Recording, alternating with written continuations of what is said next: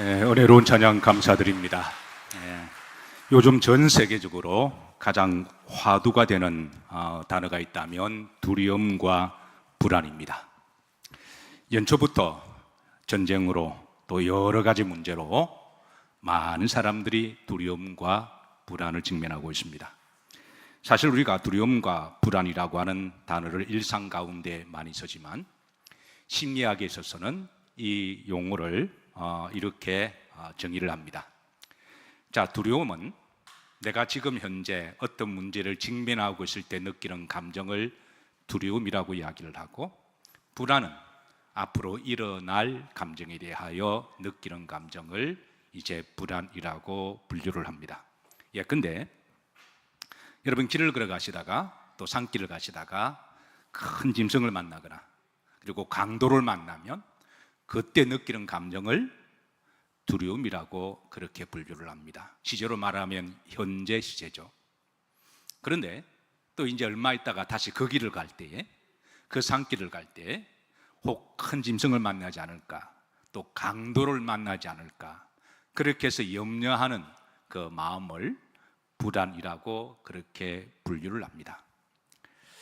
자, 그래서 시제로 보면 두려움은 지금 직면하고 있는 현재를 의미를 하고, 이제 불안은 경험한 사람들이 앞으로 다가올 마음의 염려를 이야기하는데요. 자, 올해 연초부터 전쟁이 소문이 점점 퍼지고 있습니다. 지금 현재 일어나고 있는 전쟁이니까 모두 느끼는 마음은 두려움이겠죠. 그리고 이제 그 전쟁의 현실적인 두려움이 많은 사람들을 불안하게 만드는 것은 이 전쟁의 불씨가 여기저기 튀어서 이제 3차 세계대전에 일어나지 않을까라고 하는 그런 염려하는 미래적 감정을 뭐라고 할 수가 있나요? 불안이라고 말할 수가 있습니다. 자, 지진을 경험했습니다. 예컨대 지금 가장 많은 지진과 화산 때문에 현실적으로 염려하는 나라가 있다면 어느 나라일까요? 아마 일본이겠죠. 그래서 일본 사람들이 현실적으로 직면하는 그런 지진과 화산에 대한 그런 두려운 감정을 가지고 혹 앞으로도 일어나지 않을까라고 늘 염려하는 마음을 불안이라고 이야기합니다. 지금은 온 인류가 이 두려움과 불안 속에 지금 사로잡혀 있는데요. 문제는 이 불안과 두려움이 나를 지배하게 되면 우리는 두 가지를 잃어버립니다. 첫 번째는 감사를 잊어버리기 쉽고요, 두 번째는 평안을 우리가 잃어버리기 쉽습니다. 오늘 본문에 보시면 엘리사가 이제 모처럼 만나는 수넴 여인을 보고 이제 느낌으로 수넴 여인을 향하여 이렇게 인사합니다. 평안하냐? 내가 평안하냐? 두 번째입니다. 내 남편이 평안하냐? 내 배우자가 평안하냐? 세 번째가 내 자식이 평안하냐라고 그렇게 먼저 안부를 물은 것은 그만큼 그 시대가 두려움을 겪는 시대였고 불안한 시대여서 엘리사의 하나님의 종 마음속에는 늘 이 평안에 대한 그런 마음이 있어서 먼저 인사를 그렇게 안부를 물어봅니다. 자, 두려움과 평안의 시대에 여러분들을 제가 이제 인사를 드립니다. 여러분 평안하십니까? 여러분의 배우자, 여러분의 아내와 남편이 평안하신가요? 여러분의 자녀들이, 여러분들의 가정이 평안하신가요? 자, 엘리사가 이렇게 질문하는 것은 이제 늘 가슴 속에 두려움과 불안의 시대에 성도들이 평안하기를 그렇게 늘 마음에 바라고 기도하는 그런 인사이기도 합니다. 자, 오늘은 우리가 맥주 감사절로 하나님께 올려드립니다. 자, 신명기 16장 10절에 보시면 하나님께서 우리들에게 맥주절, 질칠절을 지키라라고 일러주고 있습니다. 자, 잘 아시다시피 이스라엘 땅은 척박한 땅입니다. 광야 같은 땅이죠. 반은 모래인데 또 반은 그 흙마저도 영양가가 없는 거의 사토와 같은 그런 흙인데요. 특별히 곡식의 씨앗을 뿌리는 초봄의 낮도 한여름의 뜨거운 날씨로 씨앗이 말라져 버리고, 게다가 비도 잘 오지 않는 지역입니다. 그래서 심지어 풀 안 포기도 잡초도 잘 자라지 않는 지역인데요, 이런 곳에서 농부가 땀 흘려 거둔 보리의 수확의 열매를 하나님 앞에 가지고 와서 감사를 드립니다. 저들이 거두었던 이 수확의 열매는 벅찬 땀 흘린 노동의 열매였고, 이 곡식이 얼마나 귀하고 복된 곡식인 줄 알게 되며, 그리고 특별히 참된 감사는 어려운 환경 속에서도 이제 거둔 열매에 대한 감사의 신앙 고백이라고 말할 수가 있습니다. 사랑하는 성도 여러분, 우리 모두는 지난 6개월을 돌이켜보면서 힘들고 나름대로 어려운 시대를 살아왔지만, 그래도 다시 한번 맥주 감사주일을 맞이해서 지금까지 인도하신 분은 하나님이시고, 그리고 돌이켜보면 받은 복을 헤아려보며 하나님께서 받은 축복과 열매를 주신 것을 다시 한번 기억하고, 다시 한번 하나님께 모든 영광과 열매를 올려드리는 맥주 감사 예배가 되기를 주의 이름으로 축복합니다. 성경은 우리들에게 이렇게 말씀하십니다. 범사에 뭐해라? 감사하라. 또 그런가 하면 빌립보서에서는 똑같은 말씀인데요, 항상 감사하라 라고 일러주시는 것은, 그런데 사람들이 감사를 잘 하기 때문에 하시는 말씀일까요? 아니면 의외로 감사를 잘 하지 않기 때문에 하시는 말씀일까요? 다음 한번 제목으로 보시죠. 사람들이, 한번 다 같이 한번 합독합니다. 주제를 읽습니다. 사람들이 감사를 잘 하지 안 하는 것일까요? 못 하는 것일까요? 여러분 어떻게 생각하시나요? 어떻게 보면 같은 말이기도 한데요, 안 하다 보면 못하고, 못하니까 안 할 수도 있습니다. 그런데 감사를 잘 하지 않는 이유가 어떤 이유 때문에 그럴까? 몇 가지를 한번 제시하는데, 혹시 여러분들에게 해당되는지 한번 이 시간 점검해 보시길 바랍니다. 첫 번째, 사는 게 너무 바쁘고 힘이 들 때 깜빡깜빡하고 잊어버릴 때가 있습니다. 그래서 시편 103편 1절에 보시면 이렇게 말씀하십니다. 합독합니다. 내 영혼아 여호와를 송축하며 그의 모든 은택을 마지말지어다 잊지 말지어다. 우리가 다른 거는 다 잊어버려도, 심지어 자신의 나이도 잊어버려도, 생일도 잊어버려도, 그런데 여호와께서 베풀어 주신 그 은혜를 잊지 마시고 기억하시고 감사하는 여러분과 저가 되기를 주의 이름으로 축복합니다. 아무리 사는 게 힘들고 바빠도 내 생명을 주관하시는 우리 하나님께 우리가 하루의 첫 시간을 시작할 때 따라서 하십니다. 하나님 감사합니다. 간밤에도 잘 쉬게 하시고, 오늘 한 날도 코끝에 호흡을 주시고, 오늘 하루도 살아갈 수 있는 은혜를 주셔서 그 모든 것을 다 담아서 딱 한마디, 하나님 감사합니다, 잊지 않고 살아가는 하루하루가 되기를 주의 이름으로 기도하고 축복합니다. 두 번째입니다. 평범한 일상의 축복이 당연히 누리는 특권이라고 생각할 때 우리는 감사를 잊어버리게 되는데요, 여러분 우리가 잘 아는 것처럼 공기 있어도 되고 없어도 되는 것인가요? 아니면 반드시 있어야 되는 것인가요? 우리는 공기가 없으면 살아갈 수가 없습니다. 공기가 참 귀한 거 우리가 다 압니다. 그런데 일상의 이 축복을 우리가 잊어버리게 되면 나중에는 당연히 누려야 하는 권리라고 생각하고 그걸 이제 특권이라고 생각합니다.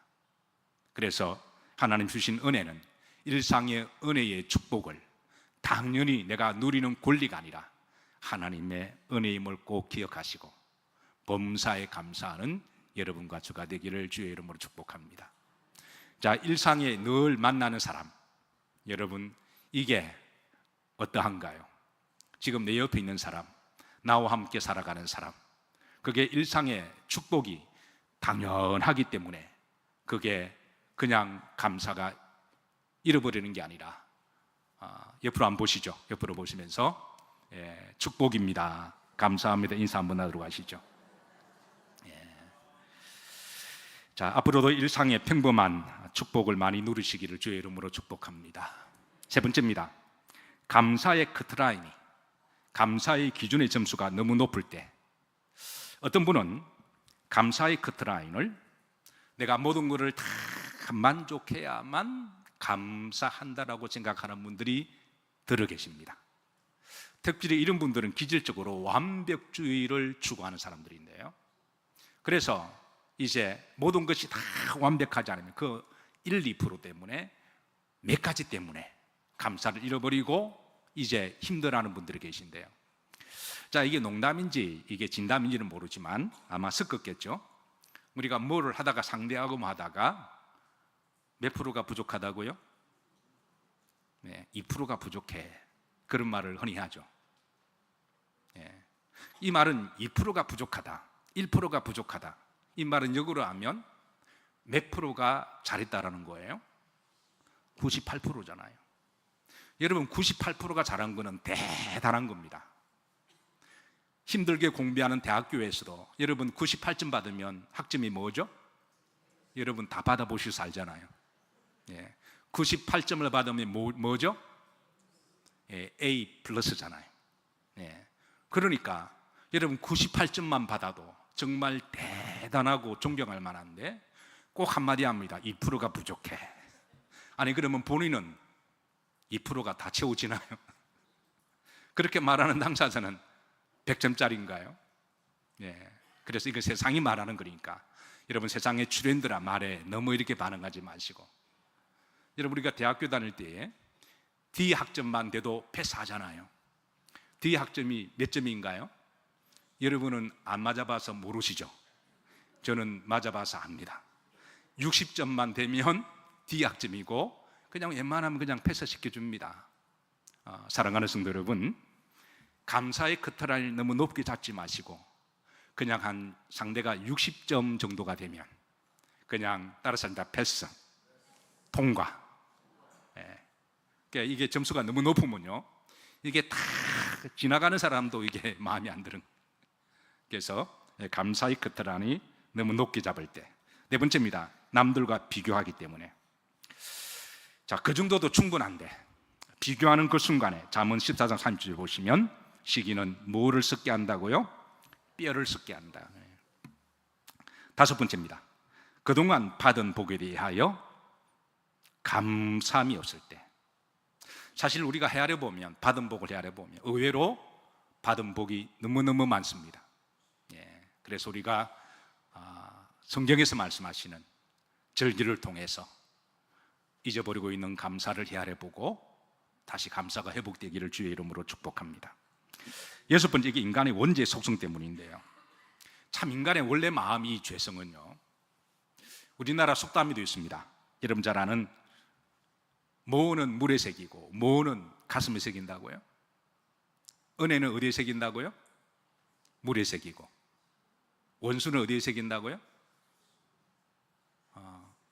이게 우리나라 속담이잖아요. 이게 제가 지어낸 말이 아닙니다.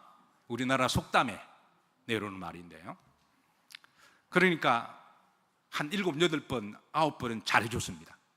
근데 살아가다 보면 한두 번은 실수할 수가 있잖아요. 그게 본인의 말이 아닐 수도 있고, 뭐 감정으로 욱해서 말할 수도 있고, 오해일 수도 있고. 근데 어떤 사람은 8, 9번 관계가 좋다 한두 번 한 가지고 마음에 그냥 꼭 남아서 삐지고 풀지 않는 사람이 있습니다. 그래서 은혜는 물에 새기고 원수는 가슴에 새기는 것, 이게 인간의 원죄의 속성 때문에 그럼을 성경은 알려주고 있습니다. 자, 그러면 반면에 이번에는 어떤 사람이 감사를 잘하는가? 자, 감사를 잘하는 사람이 특징도 있습니다. 첫 번째, 감사가 무엇이 된 사람? 습관이 된 사람. 여러분의 영성도 하루아침에 이루어지지 않냐고, 영성도 습관을 통해 생성되는 거잖아요. 기도도 하루아침에 잘하는 사람 없습니다. 예배도 하루아침에 신령과 진정으로 드리는 사람 없어요. 인격도 하루아침에 성장되는 사람 없습니다. 그래서 감사도 습관이 될 때, 평소에 감사를 잘하는 사람이 이제 감사를 잘하는 것을 바라봅니다. 두 번째입니다. 자족하는 법을 아는 사람. 바울이 나는 범사에 자족하는 법을 배웠다. 그러니까 2%가 부족해도 역으로 생각하면 여러분 98점이면 대단한 거잖아요. 10%가 부족해도 90점이도 A 학점이고 20%가 부족해도 80점은 B 학점이잖아요. 30%가 부족해도 70점은 C 학점이잖아요. 그러니까 이제 어떤 일이든 자족함을 배운 사람들. 네 번째입니다. 축복이 당연한 것이 아니라 하나님의 은혜임을 아는 사람입니다. 다섯 번째입니다. 은혜는 어디에 새기고? 마음에 새기고. 그러니까 누가 나에게 잘해주면 그걸 당연히 물에 새기는 게 아니라 한두 번을 잘해주더라도 그걸 늘 가슴에 안고 늘 고마움을 가지고 어떻게 하면 내가 이 은혜를 갚을까? 꼭 물질만 말하는 게 아니라 베풀어 주신 그 사람과 인격이 고마운 거죠. 그래서 늘 가슴에 담아두고 형편이 되면 어떻게 하든 이제 또 돌려주려고 하신 분들. 반면에 이제 상처와 아픔과 이런 것들은 가급적 빨리 용서하고 잊어버리고 그리고 물에 새기는 사람. 은혜는 어디에 새기고? 돌에 새기고 마음에 새기고 원수는 어디에 새기고? 물에 던져버리는 사람. 그런 사람이 평소에 감사를 잘하는 것을 봅니다. 자, 여섯 번째, 믿음과 인격과 성품이 좋으신 분이죠. 당연히 감사를 잘하시는 분들, 인격적으로 성숙하신 분이고 남을 항상 배려하는 것을 아는 사람이니까 그분은 참 훌륭하신 분입니다. 기본적으로 감사 많이 하는 사람, 저는 믿음이 좋은 사람이라고 생각해요. 일곱 번째, 하나님의 뜻을 아는 사람입니다. 우리가 잘 아는 말씀이죠. 데살로니가서 5장 18절입니다. 합독합니다. 범사에 감사하라. 후렴절입니다. 누구의 뜻이라고요? 하나님의 뜻이라는 거예요. 그래서 감사를 잘하는 사람은 하나님의 뜻을 아는 사람들이다. 자, 사랑하는 성도 여러분, 우리 모두는 지난 6개월 동안에 열심으로 성실과 최선을 다하며 살아왔습니다. 특별히 전 세계가 두려움과 불안한 시대에 살아오면서 경제적으로도 힘든 시기를 보냈습니다. 이런 시대에 우리에게 가장 필요한 것은 감사하는 마음인 줄로 믿습니다. 올 전반기 한 해를 감사로 잘 마무리하시고 이제 후반기 6개월 남았습니다. 감사하는 마음을 가지고 여러분 감사함으로 열심으로 행복하게 달려가시기를 주의 이름으로 축복합니다. 자, 하나님께 올려드려야 될 열매입니다. 우리가 흔히 이제 맥주 감사절, 추수감사절 하면 이제 곡식의 열매들을 떠올립니다. 그런데 성경은 이런 열매도 귀하지만 이 열매보다 더 귀한 열매를 알려주고 있는데요. 바로 히브리서 12장 11절에 있습니다. 바로 샬롬의 열매, 평강의 열매를 알려주십니다. 자, 히브리 12장 11절. 자, 다 같이 합독합니다. 무릇 징계가 당시에는 즐거워 보이지 않고 슬퍼 보이나 연단받은 자들은 의와 평강의 열매를 맺느니라. 사랑하는 성도 여러분, 하나님 앞에 이 평안의 열매를 많이 올려드리기를 주의 이름으로 축복합니다. 성경은 분명히 평안의 복이 얼마나 귀한지 알게 하시고 시편 29편 11절에 보시면 여호와께서는 자기 백성에게 힘을 주시고 그리고 자기 백성에게 평강의 복을 주기를 원하시느니라 라고 하셨습니다. 하나님은 우리 모두에게 샬롬의 복을 주기를 원하십니다. 그리고 또 우리 모두에게 이 샬롬의 열매를 맺도록 샬롬의 씨를 뿌리라고 말씀하세요. 그래서 화평케 하는 자, 샬롬을 만들어가는 사람, 샬롬의 씨를 뿌리는 사람이 복이 있나니 그랬습니다. 사랑하는 성도 여러분, 올 한 해 남은 여정 가운데 샬롬의 씨를 많이 뿌리시고 샬롬의 씨를 많이 뿌리시고 그리고 이제 올 후반기에 다시 한번 우리가 추수감사절을 드릴 때에 그때 하나님 앞에 이 샬롬의 열매를 많이 올려드리기를 주의 이름으로 축복합니다. 자, 오늘 특별히 오늘 이 시대는 두려움과 불안한 시대라고 말씀드렸습니다. 자, 전쟁으로 가장 불안정하고 불안한 나라가 어느 나라일까? 자료 출처는 제가 시간 관계상 말씀드리지 않겠습니다. 화면을 보시고 여러분 참고하세요. 세계평화보고서에서 작년 한 해입니다. 2024년을 마감하면서 가장 불안정하고 또 두려움과 불안을 경험한 나라가 보고를 했는데요. 자, 전쟁으로 말미암아 두려움과 불안한 나라 1위가 어딜까요?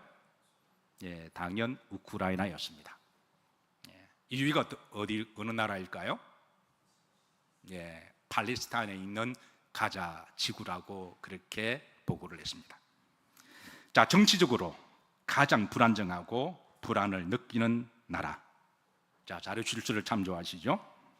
자, 1위가 수단이라고 하는 나라였습니다.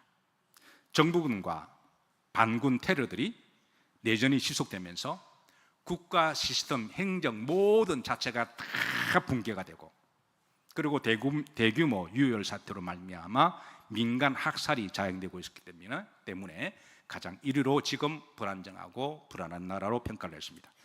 2위가 어딜까요? 예멘이라고 나왔습니다. 후티군의 내전과 테러, 기아, 질병, 그리고 국민의 절반 이상이 가장 기초적인 물을 마시지 못하고 식량을 먹지 못하고, 그래서 물 때문에 여러 질병과 굶어 죽어가는 사람들이 속출하는 나라가 바로 예멘이라고 보고를 했습니다. 3위가 어딜까요? 아프가니스탄입니다. 지난 수십 년간의 전쟁과 텔라반의 정권 재집권 이유로 말미암아 경제 붕괴와 극심한 빈곤, 인권 문제, 특히 여성의 인권은 국민들의 전체 불안과 두려움 속에 살아감을 그 근거로 제시했습니다. 자, 세 번째, 경제적으로 가장 불안을 느끼는 나라 2024년도를 마감하면서 IMF에서 이 보고를 냈는데요. 자, 지난 한 해에 연말에 물가가 가장 많이 오른 나라를 발표했습니다. 참고로 우리나라는 작년에 경제가 힘들고 물가가 많이 올랐다라고 이야기를 하지만, 참고로 작년에 우리나라가 오른 물가 지수는 2.4%라고 이야기하죠. 자, 그걸 참조하시고 한번 보시죠. 3위가 아르헨티나입니다. 물가가 몇 프로 올랐을까요? 98%가 올랐습니다. 2위가 짐바브웨입니다. 물가가 얼마 올랐어요? 172%가 올랐습니다. 제가 우수리는 뗍니다. 1위가 베네수엘라인데요. 물가가 몇 프로 올랐어요? 무려 400%가 올랐습니다. 자, 네 번째, 이상기후, 자연재해로 가장 불안정하고 불안을 느끼는 나라. 자, 제가 몇 가지 나라들을 제시합니다. 공통점이 뭔지 한번 여러분 알아맞혀 보세요. 투발루, 몰디브, 키라바시, 비누아투, 퉁가. 어떤 사람은 목사님 그런 나라도 있어요? 라고 하는데 실제로 있습니다. 실제로 존재하는 나라들인데요. 자, 여러분 공통점이 뭔가요? 여러분 짐작하셨듯이 태평양 연안에 있는 나라들입니다. 이상기온 때문에 이제 눈들이 얼음이 녹아가면서 해수면이 상승되고, 이 나라들은 나라 자체가 언제 가라앉을 줄 몰라서 나라 자체가 물속에 가라앉을 줄 모르는 그런 두려움과 불안 속에 살아가는 나라들입니다. 자, 그렇다면 지금 지구상에서 가장 힘이 세고 잘 산다고 말하고 힘 있는 나라, 스스로 G1, G2라고 말하는 나라가 있습니다. 어느 나라죠? 미국과 또 스스로 G2라고 말하는 나라 어느 나라죠? 중국. 이 나라는 괜찮을까요? 이 나라도 지금 난리가 아닙니다. 자, 그런데 이제 문제는 우리 개인적으로도 각자 가지고 있는 두려움과 불안이 있다는 거예요. 어떤 분은 아주 괘씸한 질병을 한번 경험하신 두려움이 있는 분들은 그게 다 완치가 되었음에도 불구하고 앞으로 또 혹시 그런 질병에 걸리지 않을까 대한 불안을 가지고 살아가는 분이 계십니다. 어떤 분은 학업 문제로, 어떤 분은 취업 문제로, 어떤 분은 직장에서, 어떤 분은 또 은퇴할 때쯤 되어서, 어떤 분은 노년으로, 어떤 분은 또 죽음으로, 우리 각자는 다 두려움과 불안을 안고 살아가며 힘겨워하고 있습니다. 오늘 엘리사가 이렇게 질문합니다. 지금 엘리사가 갈멜산 위에 있는데 저 밑에서 수넴 여인이 올라옵니다. 모처럼 만났으니 여러분 이게 반가울까요? 이게 걱정될까요? 자, 여러분들에게 묻습니다. 여러분과 제가 이제 모처럼 만난다고 생각하십시다. 그러면 그 만남이 반가워야 되나요? 불안해야 되나요? 불안해야 된가요? 지금 엘리사가 수넴 여인을 보고 느끼는 첫 감정이 그냥 왠지 느끼는 감정이 불안한 감정이었습니다. 그래서 사환 게하시에게 지금 빨리 내려가서 내 말을 전해라. 요 세 가지를 묻습니다. 첫 번째, 내가 평안하냐? 이게 세 가지 묻습니다. 너가 지금 너 마음이 평안하냐? 이걸 묻습니다.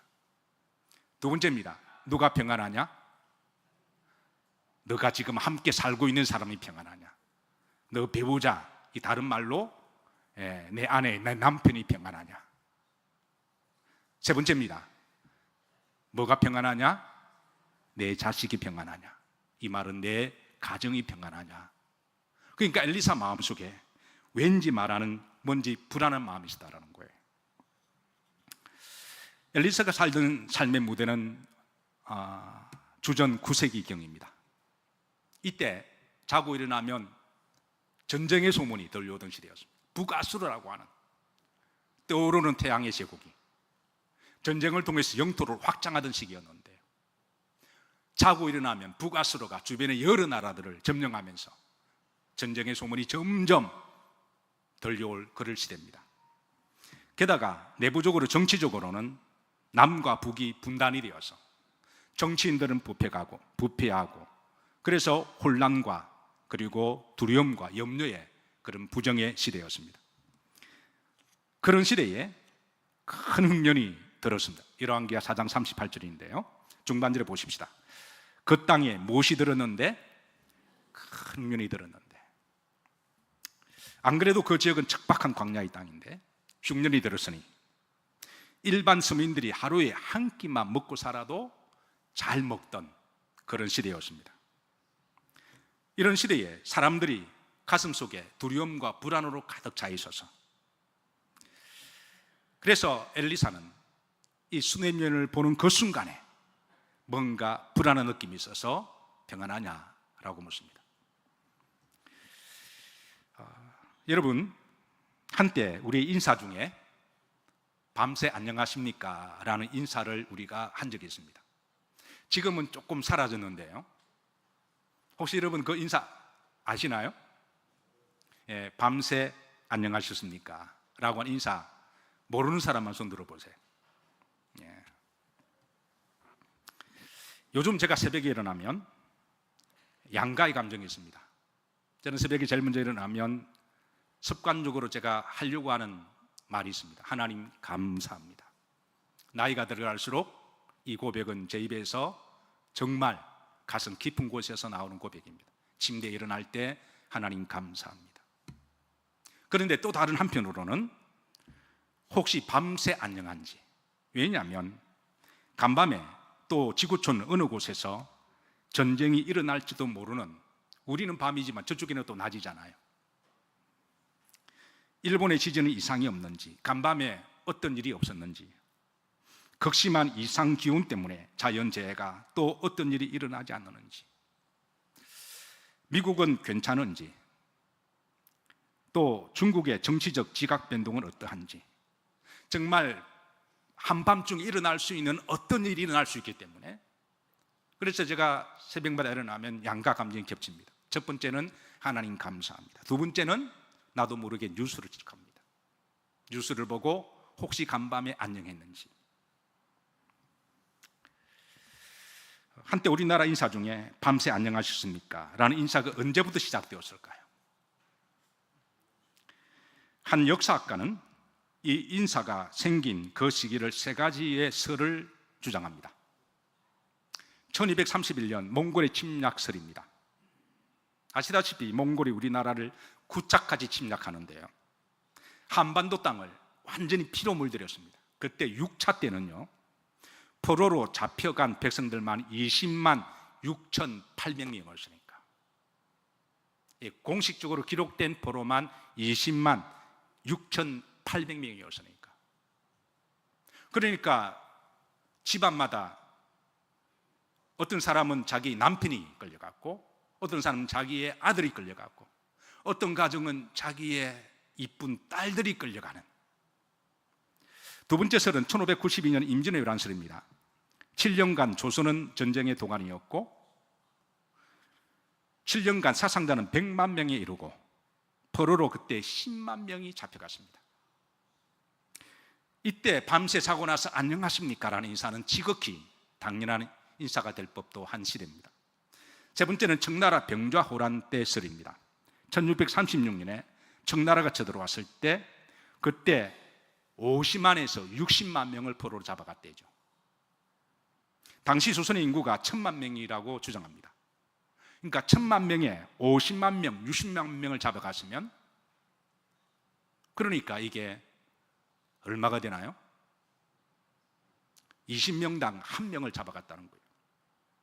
그리고 해마다 처녀를 조공으로 강요했습니다. 그래서 부모들은 딸들을 보내면서 피눈물을 흘린 것이죠. 이런 슬픔과 고통의 역사를 지난 우리 민족들이 본능적으로 아침에 일어나면 간밤에 무슨 일이 없었는지 물어보면서 밤새 안녕하셨습니까? 라고 하는 인사가 우리의 슬픈 역사가 되었습니다. 갈멜산 아래에서 올라오는 그 수냄 여인을 먼 곳에서 바라보고 엘리사가 이거는 기쁨과 그리운 반가운 만남에 보다도 평안하냐? 여러분 이 마음을 아시겠습니까? 자, 열왕기하 4장 20절로 보십시다. 자, 다 같이 한번 합독하십니다. 너는 달려가서 그를 맞아 이르기를 너는 평안하냐? 내 남편이 평안하냐? 아이가 평안하냐? 아마 여러분도 다 동감하실 거예요. 저는 같은 목회자로 누구보다도 동감합니다. 목사의 마음이 있다면 섬기는 교회가 평안하기를 늘 기도합니다. 이게 자칫 잘못하면 유리병이 깨지는 듯한 이런 일들이 예상치 못하게 일어나기 때문에 하나님의 교회가 예루살렘 평화의 집이잖아요. 그래서 교회가 늘 평안하기를 마음속에 기도합니다. 그리고 여러 성도님들이 평안하기를 늘 기도합니다. 근데 가끔 성도들이 제게 상담을 요청합니다. 자, 여러분 목사에게 목사님 좀 만나서 차 한잔 하시죠. 좀 상담하시죠. 이게 기쁜 소식인가요? 아니면 이게 불안한 소식인가요? 여러분들에게 묻습니다. 여러분들이 저를 만나는 게 기쁜 일입니까? 불안한 일입니까? 예. 저를 만나고 불안한 사람 아무도 없으시죠? 아마 다 그럴 거예요. 그런데 목사는 그렇지 않습니다. 제가 지금 단독 목회만 35년 차 하거든요. 그러니까 목회를 하면서 체득되어진 거래 하면은 수없이 성도들이 목사님 잠깐 만나서 대화를 나누시죠. 상담하시죠. 차를 마시죠. 찾아뵙겠습니다. 그러면 양가 감정이 있습니다. 하나는 혹시 좋은 일로 만나고 하실까? 그러면 목사가 누구보다도 기쁩니다. 성도가 기도 응답을 받았다고 하는 말을 들으면 정말 기쁩니다. 감사할 일입니다. 축하를 드리고 축복 기도합니다. 근데 여러분 목사에게 상담을 요청할 때 좋은 소식이 많을까요? 아니면 근심되는 기도 제목이 많을까요? 예. 신기하고 재미있는 거는요, 좋은 소식은 별로 연락을 안 합니다. 좋은 소식, 기쁜 소식, 기도응답은 거의 별로 저도 잘 모릅니다. 어떤 분은 가끔 말씀하십니다. 저는 정말 고맙게 생각해요. 왜냐하면 말씀을 해야 제가 기도를 멈추거든요. 그런데 들어보면 대부분의 기도 제목들입니다. 그러면 목사가 누가 만나자 그러면 일단 두 가지 감정이 있습니다. 기쁜 감정과 불안하고 두려운 마음입니다. 그래서 상담하는 그 순간에도 제가 예민하게 중간 표정을 짓는다고 나름대로 애를 씁니다. 들어보고 난 다음에 기쁜 소식이면 그때 제 얼굴이 밝아집니다. 축하드립니다. 복된 소식이고 하나님께 아름다운 복을 올려드리고 축복 기도합니다. 하나님께 보고합니다. 근데 대부분은 어떤 소식일까요? 그렇지 않습니다. 엘리사가 그렇다라는 거예요. 저는 엘리사 마음을 이해합니다. 먼 데서 오는 수냄연을 보고 느낌으로 마음에 철렁 내려앉습니다. 그래서 만나고 묻습니다. 평안하냐? 너 평안하냐? 이게 엘리사의 마음인 거예요. 제가 여러분들에게 묻습니다. 여러분 평안하신가요? 저는 여러분들의 마음이 교회 오실 때마다 평안하시기를 기도하고 축복합니다. 여러분의 배우자 평안하십니까? 여러분이 사랑하는 사람 평안하신가요? 그 인간 괜찮아요? 세 번째입니다. 여러분의 자식 평안하신가요? 여러분의 가정 평안하신가요? 엘리사가 물었습니다. 저도 여러분들에게 물었습니다. 그런데 수넴 여인은, 자, 재밌는 거는 수넴 여인이 대답이 이렇습니다. 26절 보십시오. 안 보시는 수넴이 대답합니다. 이렇게 물었더니 여인이 대답하되 뭐하다? 지금 안 평안한데요. 지금 수넴 여인 아들이 죽었습니다. 가슴에 큰 고통과 아픔을 가지고 왔습니다. 근데 엘리사가 볼 때 느낌으로 안 평안합니다. 근데 왜 안 평안한데 평안하다 그랬을까? 이거는 예우입니다. 가끔 이제 저와 만날 때 인사합니다. 샬롬 평안하십니까? 물어보면 대부분의 성도들이 저한테 하는 대답이 평안합니다라고 지나갑니다. 그러니까 제가 볼 때는 안 그럴 텐데 그런 마음이 있습니다. 그런데 굳이 내가 이 속 사정을 이야기를 한들 목사님이 마음이 불편하시고 또 이렇게 풀어놓으면 그게 오랜 시간 걸리니까 어떤 분은 목사의 예우로서 그냥 평안합니다라고 지나가는 분들이 대부분들이에요. 이건 성도 간 인사도 마찬가지죠. 그래서 수넴 여인이 엘리사에게 평안합니다라고 예우적으로 인사합니다. 그런데 엘리사가 볼 때 27절입니다. 그의 영혼이 괴로워하고 있다는 것, 엘리사가 한 거죠. 그래서 묻습니다. 너가 지금 평안하지 못하다, 뭔가 있지 않냐? 라고 물으니까 그때서야 그녀가 말합니다. 아들이 죽었습니다. 가슴 철렁앉는, 눈물 없이 들을 수 없는 고통의 이야기를 듣고 엘리사가 그 여인을 가슴에 안고 그리고 집에 신방 가서 그 아이를 위해서 기도합니다. 하나님이 긍휼히 여겨 주셔서 하나님이 그 아들을 다시 살려주시는 거예요. 자, 중요한 거는 우리 모두는 다 나름대로 평안하지 못한 부분이 있어요. 우리가 교회 와서 서로 인사합니다. 평안하시죠? 샬롬 그러면 예우적으로 평안합니다라고 이야기하지만 사실 우리 모두는 다 나름대로예요. 두려움이 있고 불안이 있고 걱정이 있고 염려가 있고 상처가 있고 문제가 있습니다. 근데 중요한 거는 이 여인이 다른 데 가지 아니하고 엘리사에게 찾아온 것은 하나님께 찾아오는 것과 동일한 일이니까 하나님이 그 믿음을 바라보신 것이죠. 여러분, 그런 문제가 있어도 일단 하나님께로 오시고 하나님의 집에 오시고 하나님께 기도하시기를 주의 이름으로 축복합니다. 하나님이 그 믿음을 보신 거예요. 중요한 것은 그녀가 이 문제를 가지고 하나님께 왔다라는 게 중요한 것입니다. 저는 여러분들이 교회 오셔서 여러분의 첫 마디가 속으로 하든 입술로 하든 기도하실 때 저는 이렇게 여러분 인사하기를 바랍니다. 따랐습니다. 하나님, 제가 왔습니다. 저는 이 한마디가 얼마나 위안이 되고 힘이 되고 소망이 되는 줄 모릅니다. 하나님, 제가 왔습니다. 어떤 경우는 그래, 잘 왔다, 그거면 됐다, 그래, 그거면 됐다, 그러지 않으실까요? 하나님, 제가 왔습니다. 마태복음에 주님이 이렇게 말씀하십니다. 우리가 잘 아는 말씀이죠. 따라서 수고하고 무거운 짐진 자들아. 우리 속에 짐이 없는 사람 누가 있을까요? 다 누구에게로 오라? 내게로 오라. 내가 너희를 말이라 수리하리라. 이 말은 우리 마음의 안식과 샬롬을 주신다고 하는 것이죠. 여러분, 우리가 프랑스 말로 식당을 뭐라 그러죠? 조금 유식하게 이야기하면 레스토랑이라고 이야기하죠. 인류 최초의 레스토랑은 1765년, 한번 따라하세요. 1765년 그때 처음으로 시작되었습니다. 프랑스 사람 블랑제라고 하는 사람이 이제 식당을 열었는데요. 당시 프랑스는 제가 조금 전에 몇 년도라 그랬나요?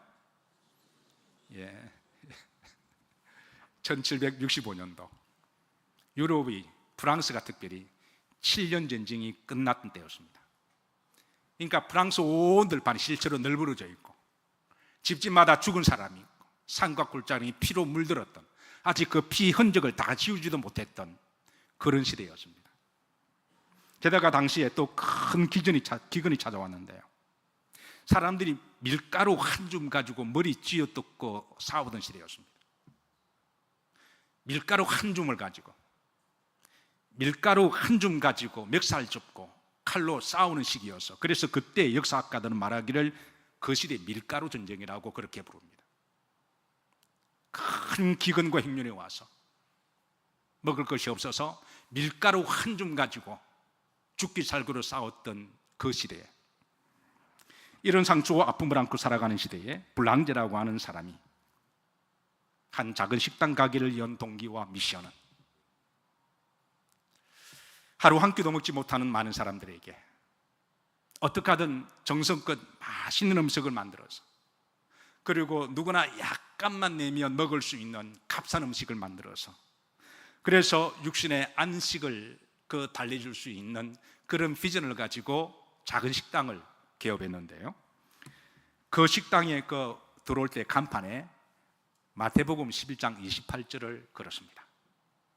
우리가 잘 아는 말씀이죠. 따라서 이제 수고하고 무거운 짐진 자들아 다 내게로 오라, 내가 너희를 편히 쉬게 하리라. 그러니까 불랑제라고 하는 이 사람은 단순히 식당에 와서 음식만 먹고 배부르는 게 아니라 이곳에 와서 하나님의 말씀을 통하여, 예수님을 통하여 그 영혼의 쉼과 안식과 평화를 누리기를 바라는 미션이 이 사람의 가게를 연 미션이었습니다.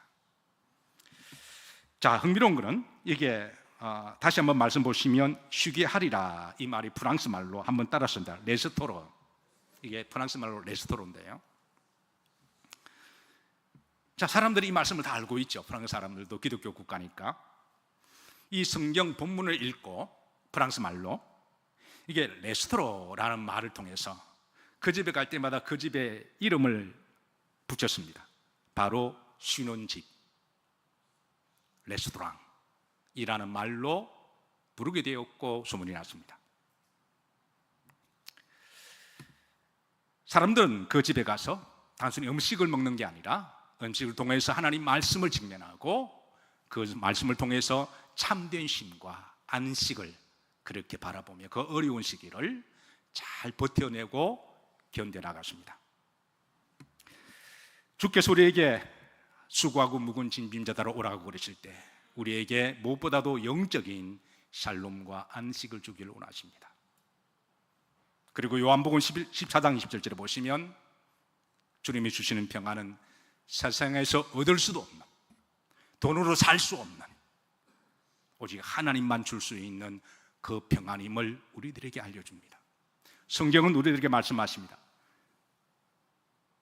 두려움과 불안이 없는 시대는 없다. 매 시대마다 모든 사람들마다 두려움과 불안 없이 살아가는 사람은 없다. 성경이 말씀하시는 평안은 두려움과 불안이 없는 그런 곳을 말씀하는 게 아니라 그런 두려움과 불안이 있어도 이길 수 있는 힘, 견뎌낼 수 있는 힘, 그 샬롬은 오직 하나님 안에서만 주시는 샬롬임을 말씀하십니다.